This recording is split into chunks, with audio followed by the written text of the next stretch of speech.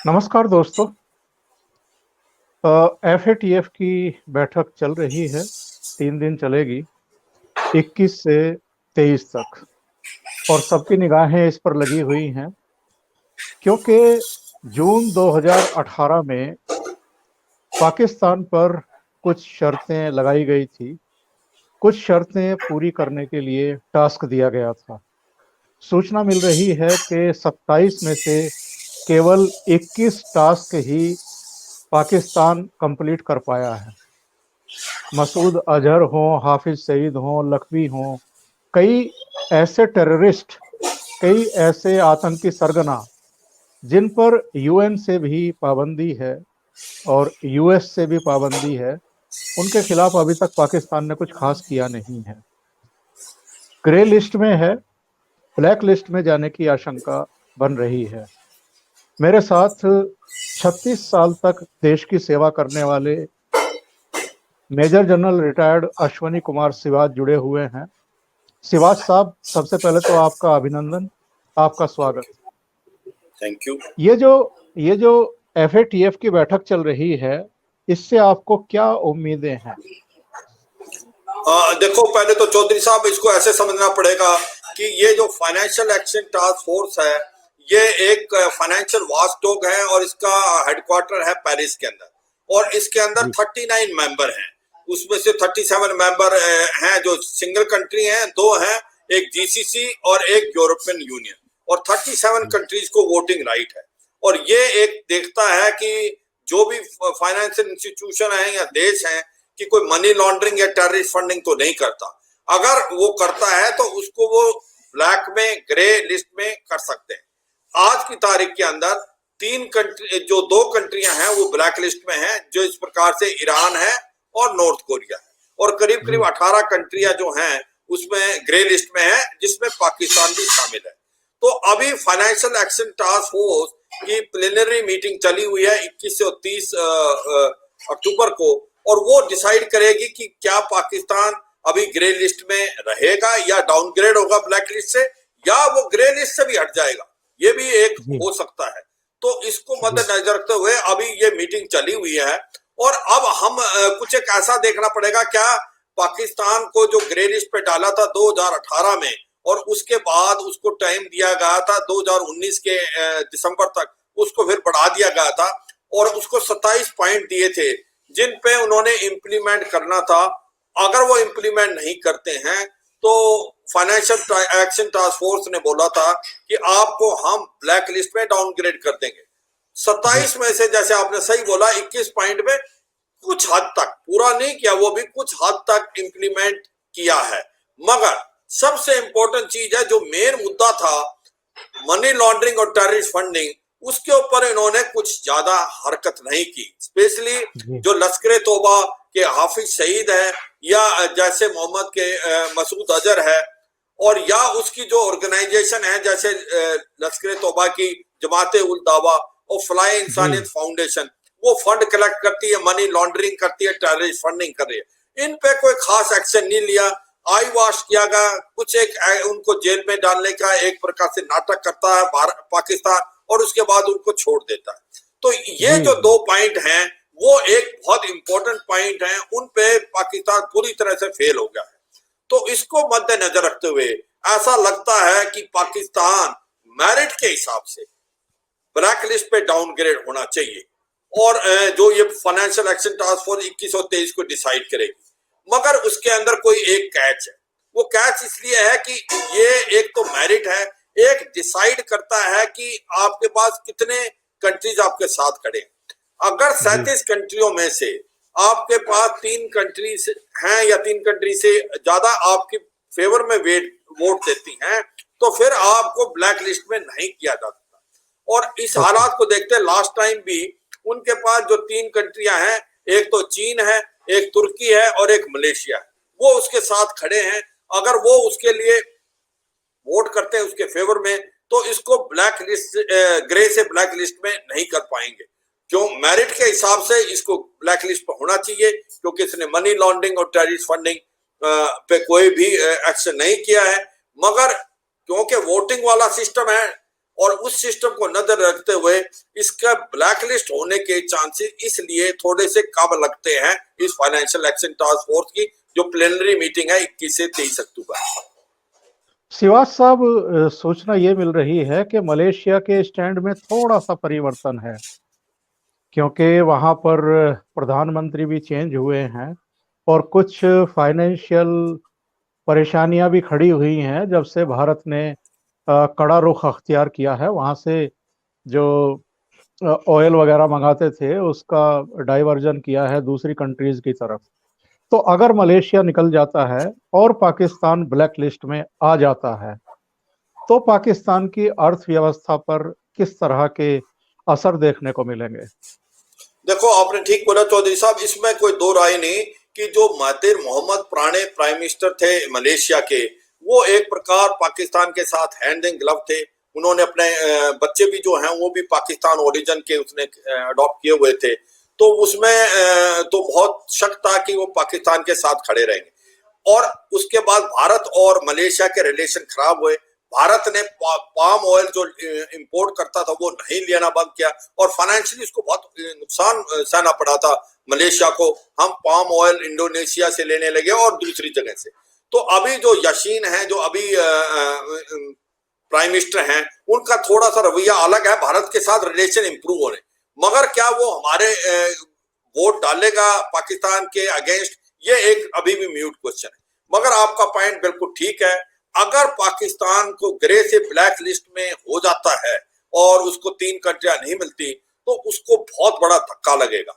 उससे क्या होगा कि ये जो अभी भी लोन मिल रहा है IMF से, वर्ल्ड बैंक से और आपका एशिया डेवलपमेंट बैंक से और उसके बाद यूरोपियन यूनियन से, वो बंद हो जाएगा बिल्कुल। आपको कोई भी लोन नहीं मिलेगा, आपकी कोई भी दूसरा देश इन्वेस्टमेंट नहीं करेगा आपके अंदर, क्योंकि अब उसके अंदर आपको ब्लैक लिस्ट पे हो। कोई भी जो फाइनेंशियल इंस्टीट्यूशन है वो एक प्रकार से रिस्क नहीं लेंगे पाकिस्तान में इन्वेस्ट करने का। और पाकिस्तान आज फाइनेंशियल क्रंच में पहले ही है और बुरी हालात में। अगर ऐसे में पाकिस्तान ग्रे से ब्लैक लिस्ट होता है तो वो एक प्रकार से बिल्कुल टूटने के कगार पे आ जाए। देखो, फाइनेंशियल सिचुएशन समझो चौधरी साहब, इस पाकिस्तान के पास 115 बिलियन डॉलर का डेट है, जिसमें से 62 बिलियन डॉलर हैं वो है चाइना पाकिस्तान इकोनॉमिक कॉरिडोर के।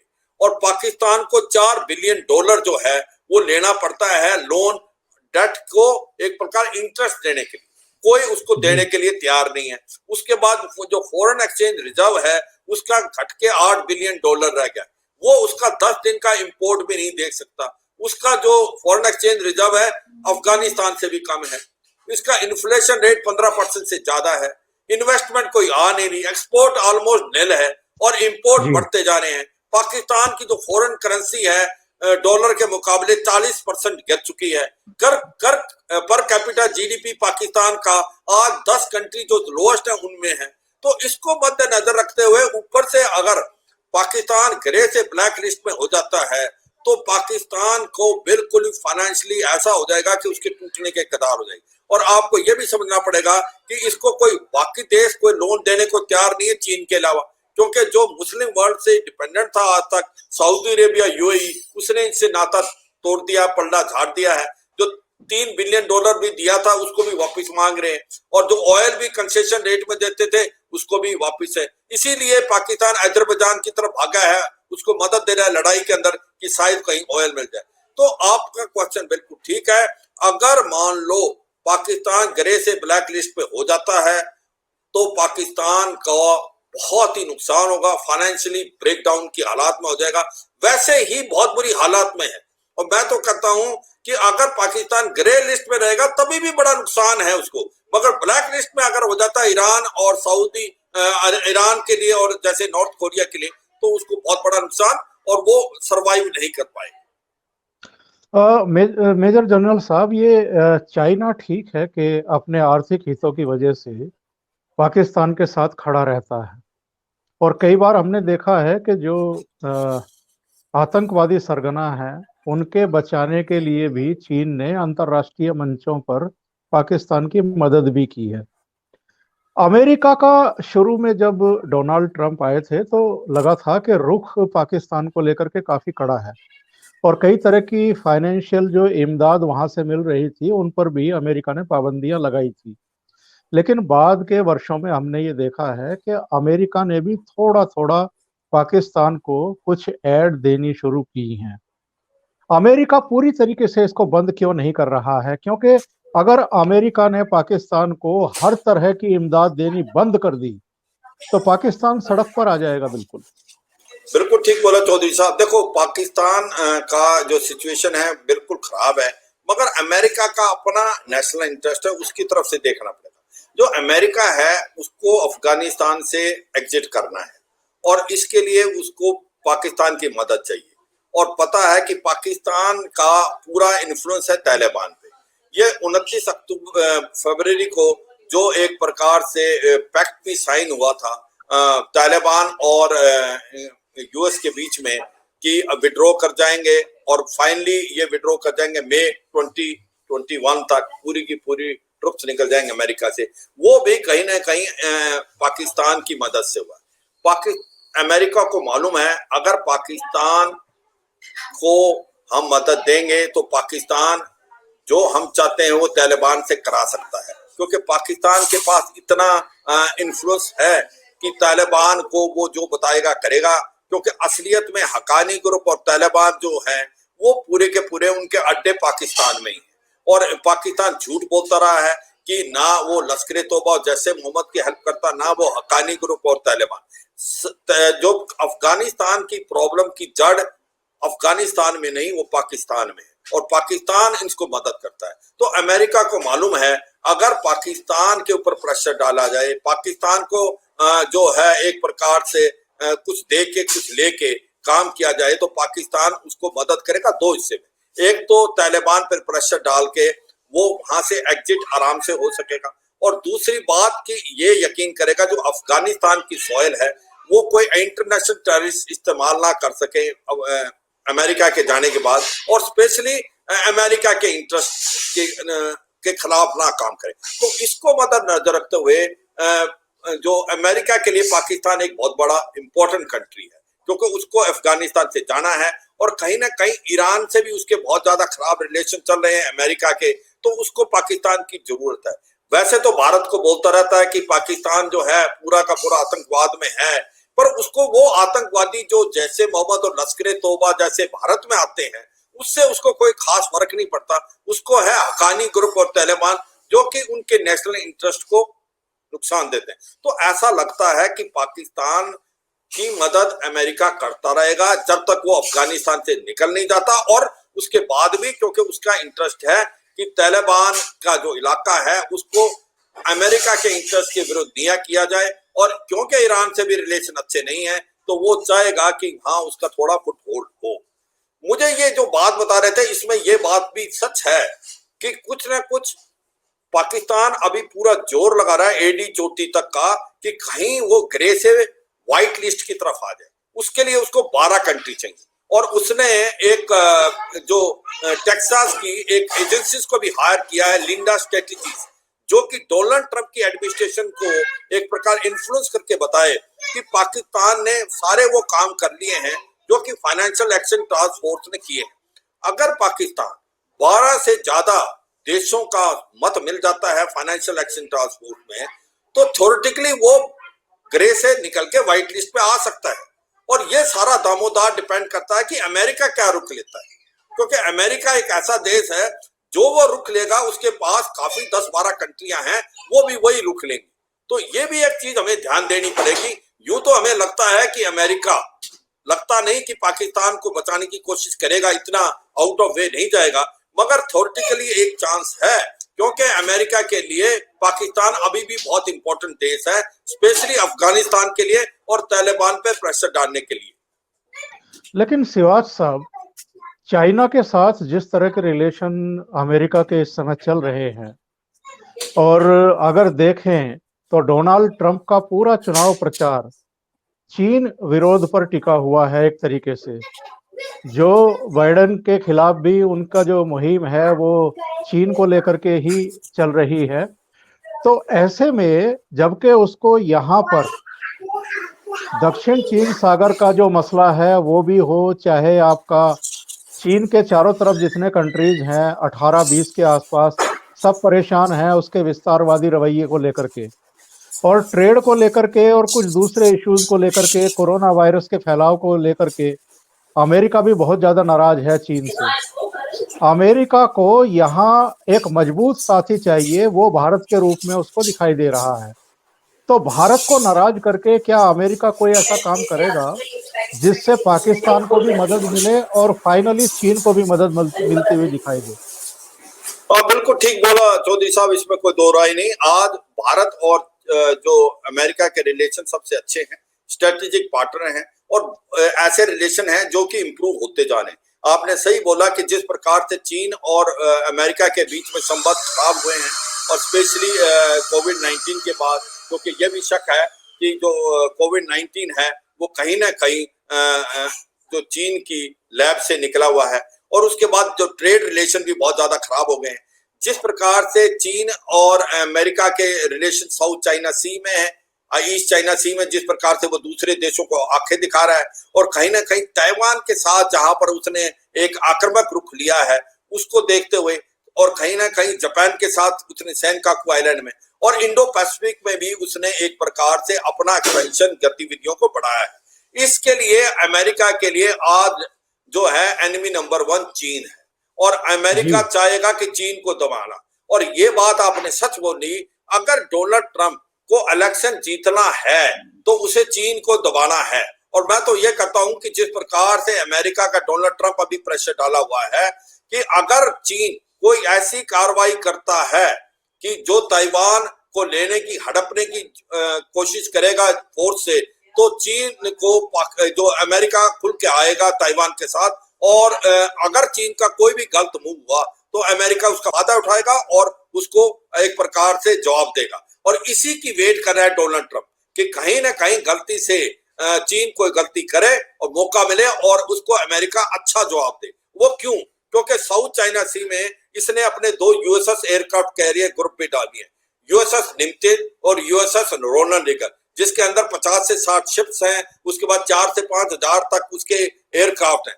वो इसलिए है कि अगर डोनाल्ड ट्रंप को मौका मिल जाता है कि चीन कोई ऐसी गलती करता है और ताइवान स्टेट को क्रॉस करता है या ताइवान को हड़पने की कोशिश करता है, तो अमेरिका उसका बहुत कड़ा जवाब देगा, और वो उसको डोनाल्ड ट्रंप को फायदा देगा उसके इलेक्शन में। ये भी बात जी सच है, और ये बात बिल्कुल सच है आपकी कि भारत और अमेरिका के जो रिलेशन हैं वो बहुत इंप्रूव हो गए हैं, और दोनों को एक दूसरे की मदद चाहिए।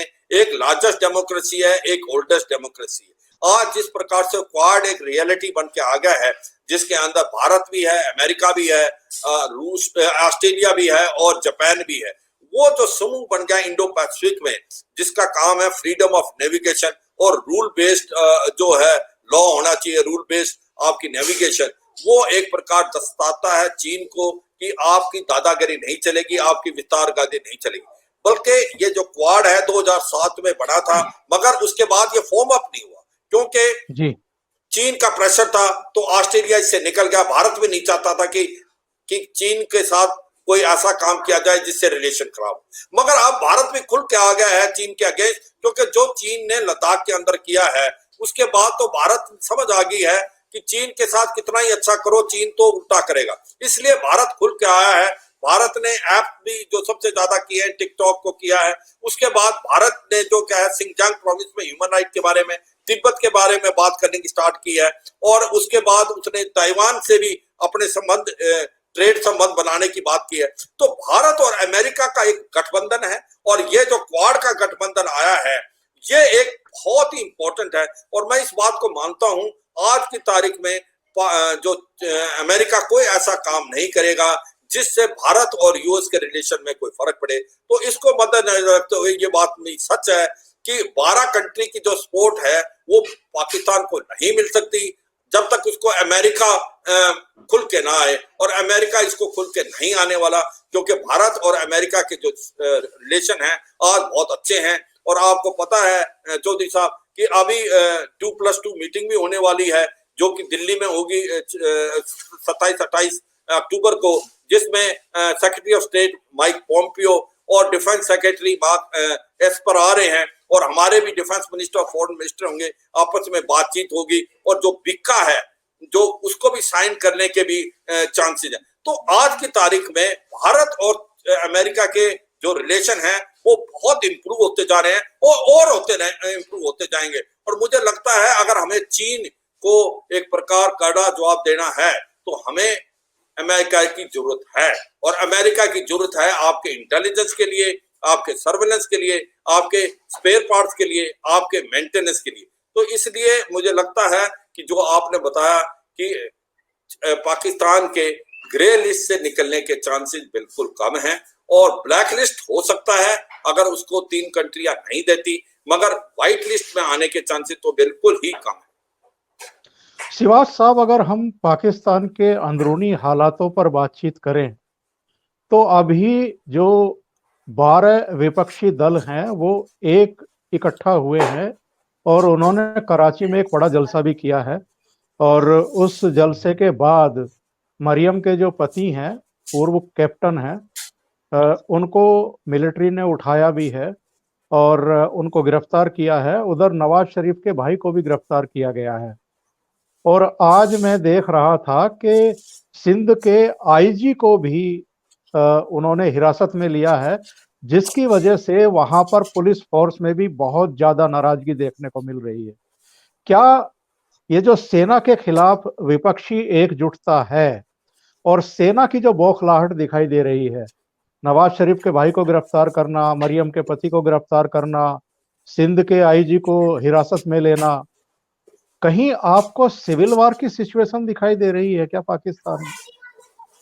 हाँ बिल्कुल चौधरी साहब, ऐसा लगता है कि आज की तारीख में पाकिस्तान जो है सिविल वार के कतार पे खड़ा है। देखो, एक चीज समझनी पड़ेगी कि लास्ट जो भी 73 सालों से पाकिस्तान जब से आजाद हुआ है, भारत से निकला है, तब से कहीं ना कहीं आर्मी का रूल रहा है। या तो आर्मी ने डायरेक्ट रूल किया है या वो पीछे से रूल करती रही है, क्यों जिसके अंदर रूल करती है सिविल गवर्नमेंट और रिस्पॉन्सिबिलिटी सिविल गवर्नमेंट की है, मगर एक्चुअल पावर जो है वो फौज के पास है, इसमें कोई दो राय नहीं। मगर जिस प्रकार से अभी सिचुएशन आ रही है उसको मद्देनजर रखते हुए, क्योंकि उनको पता है कि जो ये इमरान खान आया था प्राइम मिनिस्टर बन के, वो एक इलेक्टेड नहीं था, वो सिलेक्टेड था। उसको पाकिस्तान की जो डीप स्टेट थी, आईएसआई और पाकिस्तान की आर्मी, उसने बनाया था। मगर इमरान खान हर तरफ से फेल हो गया है। आज पाकिस्तान की स्थिति बहुत खराब है, जैसे मैं बता रहा था आपको, फाइनेंशियल कंडीशन बड़ी खराब है, और उसके जो मिडिल ईस्ट में उसके जो मुस्लिम साथी थे उन्होंने भी उससे पलड़ा झाड़ लिया है। उसके साथ तुर्की और चीन के अलावा कोई देश खड़ा नहीं हुआ, और इसको मद्देनजर रखते हुए, क्योंकि कोविड-19 में भी वो फेल हो गया है, तो ये जो 11 और 12 पार्टी की समूह बना पीडीएम, जिसके कमांडर हैं मौलाना फजल रहमान, उसके साथ जो ये 11 पार्टियां मिल गई हैं, और जिसके अंदर पीपीपी भी शामिल है, बिलवाल भुट्टो, और इसमें पीएमएल जो नवाज शरीफ है उसके मरियम नवाज भी है, और ये एक प्रकार से धीरे धीरे बहुत पॉपुलर होती जा रही है। और इसको मद्देनजर रखते हुए अभी इमरान खान की गवर्नमेंट बुखड़ा गई है, और उसको पता नहीं चला कि किया तो किया क्या। और दूसरी एक बहुत इंपॉर्टेंट चीज हुई है, आज तक जो पॉलिटिक्स थी या जो लोग रोड पे आते थे, वो या पॉलिटिकल पार्टी फौज के अगेंस्ट नहीं बोलती थी। फौज के अगेंस्ट बहुत कम बोला। एक बार पहले भुट्टो साहब ने बोला था, तो पता है भुट्टो साहब का क्या हुआ था अंत में। तो इस प्रकार आज तक कोई फौज के अगेंस्ट बोला नहीं है। मगर अभी जिस प्रकार से नवाज शरीफ लंदन से बोल रहे हैं, और कुछ और पार्टियां भी बोल रही हैं, जहां पर यह भी आया था ये जो वर्दी है ये दहशतगर्दी है। तो एक प्रकार से आज की तारीख में फौज के अगेंस्ट भी कोई ना कोई एक लोगों की आवाज आ रही है। वो सोच रहे हैं कि ये फौज, ये जो पॉलिटिक्स और आर्मी का नेक्सस है, वो पाकिस्तान को बहुत गलत स्थिति पे ले जा रहा है। तो ये एक जो गठबंधन हुआ है ये बहुत पॉपुलर होता जा रहा है, और इमरान खान इससे बिल्कुल बुखरा गया है। इसी प्रकार से उसने ये जो एक्शन लिया है, जो कैप्टन सफ्तार है, ये मरियम नवाज के हस्बैंड है और सन इन लॉ है नवाज शरीफ के, और ये जब कराची के अंदर सिंध प्रोविंस में, वहां पर इसको रात को अरेस्ट किया गया। और यह भी सच है कि वहां पर सिंध में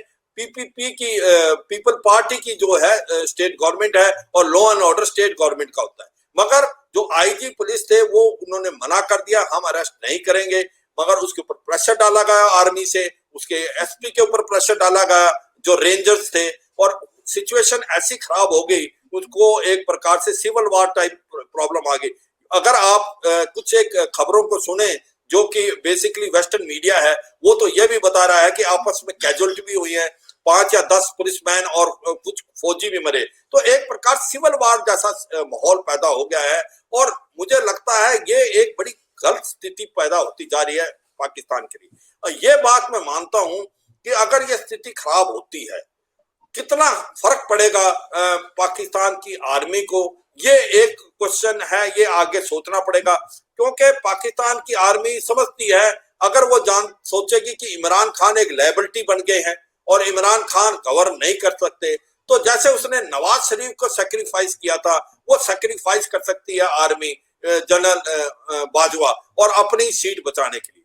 और दूसरा काम एक वो बहुत कर सकते हैं, उनको मालूम है कि जब भी इंटरनल प्रॉब्लम होती है पाकिस्तान में, तो वो कहीं ना कहीं एक प्रकार से अपने रिलेशन भारत के साथ खराब करने की कोशिश करते हैं, और लाइन ऑफ कंट्रोल में एक ऐसी स्थिति पैदा करते हैं जिससे पाकिस्तान को दिखाने के लिए कि भारत इसका इस्तेमाल कर रहा है और भारत युद्ध करने वाला है, वो एक प्रकार से ऐसा काम कर सकते हैं, मिस एडवेंचर करेंगे लाइन ऑफ कंट्रोल में, और जिससे भारत के साथ तनाव बढ़े, फायरिंग हो, और कहीं ना कहीं माइंड डाइवर्ट हो पब्लिक का कि भाई ये जो भारत के अगेंस्ट वो इकट्ठे हो, ये भी होने की चांसेस हैं।